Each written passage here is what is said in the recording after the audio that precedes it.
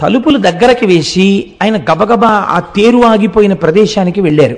వెడితే రథం అక్కడ నిలబడిపోయింది, చుట్టూ 10 మంది ఉన్నారు. వెంటనే ఈయన స్వామికి సాష్టాంగ నమస్కారం చేసి, ఈశ్వరా మీరు నన్ను అనుగ్రహించారు, కానీ ఇప్పుడు 10 మంది కాపలాదారులు మాత్రమే ఉన్నారు. ఇప్పుడు ఒకవేళ రథం కదిలినా ఆలయం లోపలికి వెళ్ళడం కష్టం. రేపు తెల్లవారుజామున నేను వచ్చి రథాన్ని మీద చెయ్యి వేస్తాను, కదిపేది మీరే, నా శక్తి కాదు, నన్ను అనుగ్రహిస్తారు అని చెప్పి మళ్ళీ వెళ్ళిపోయారు గుడికి. పడుకున్నారు. రోజు తెల్లవారకట్ట 4ంటికి తెలివచ్చేది. ఆయనకు ఆ రోజున మరునాడు ఉదయం 9 గంటలకి తెలివచ్చింది. అప్పటికి తెల్లవారకట్ట వచ్చేసి అక్కడ ఉన్న వాళ్ళందరూ ఈ రథాన్ని లాగేటటువంటి ప్రయత్నం చేస్తున్నారు, కదలటం లేదు. 12 అయ్యేటప్పటికి ఎట్టి పరిస్థితులలోనూ గుడి లోపలికి వెళ్ళిపోయి మహానైవేద్యమై మళ్ళీ మరునాటి పరిక్రమణం మొదలైపోవాలి. అలా వెళ్ళకపోతే భారీ ఎత్తున ప్రాయశ్చిత్తాలు చెయ్యాలి. ఆలయంలో ఉన్నటువంటి అధికారుల నుంచి అర్చకుల వరకు గడగడ వణికిపోతున్నారు.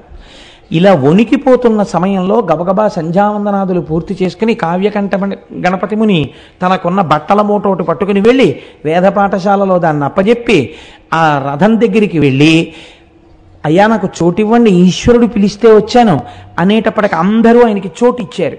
ఆయన 2 మోకుల మధ్యలోకి వెళ్ళి సాష్టాంగ నమస్కారం చేసి, అరుణాచలేశ్వర నువ్వు పిలిస్తే నేను వచ్చాను, నువ్వు చెప్పిన మాట నిలబెట్టు అని కుడి చెయ్యి వేసి, ఇలా ఉంటారు కావ్యకంఠ గణపతి ముని, కుడి చెయ్యి వేసి ఇలా అన్నారు. అంతే.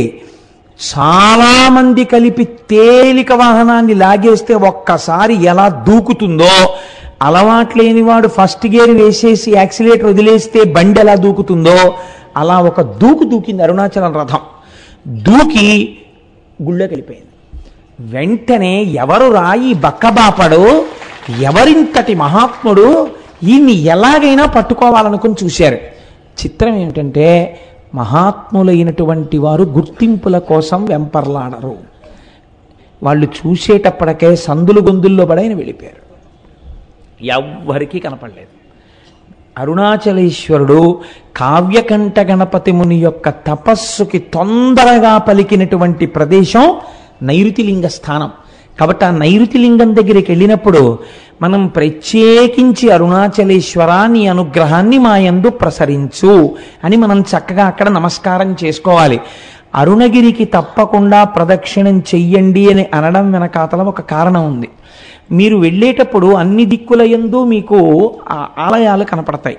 చంద్రలింగం, సూర్యలింగం, ఉత్తరాన కుబేరలింగం, ఈశాన్యంలో లింగం, ఆగ్నేయంలో లింగం, అన్ని శివాలయాలు ఉంటాయి. ఉత్తరలింగాన్ని కుబేరలింగం అని పిలుస్తారు. ఉత్తరలింగం దగ్గరికి వెళ్ళి మీరు ప్రార్థన చేశారనుకోండి, ఐశ్వర్య సంపత్తి కలుగుతుంది. మీరు చూడండి, సాధారణంగా మనకి ఆశీర్వచనం చేస్తారు. మీరు ఏదైనా ఒక పెద్ద పూజ కానీ, ఇష్టి కానీ, వ్రతం కానీ పూర్తి చేశారనుకోండి, ఆశీర్వచనం చేసేటప్పుడు ఒక మాట చెప్తారు. ఏదో నైరుతి దిగ్భాగే వరుణో దేవత వరుణ ప్రసాదాత్ పుత్రపౌత్రాభివర్ధనమశ్నుతే. ఆ నైరుతి దిక్కున ఉన్నటువంటి ఏదో పశ్చిమ దిక్కున ఉన్నవాడు వరుణుడు. ఆ వరుణుని యొక్క అనుగ్రహము చేత ఈయనకి పుత్రపౌత్రాభివృద్ధి కలుగుగాక అని. అలాగే మనకి మహన్యాసం చేసేటప్పుడు మనం ఇలా వెనక్కి తిరిగి ఓ నమస్కారం, ఇలా ఓ నమస్కారం, ఇలా ఓ నమస్కారం, ఇలా ఓ నమస్కారం అర్చక స్వామి చేస్తూ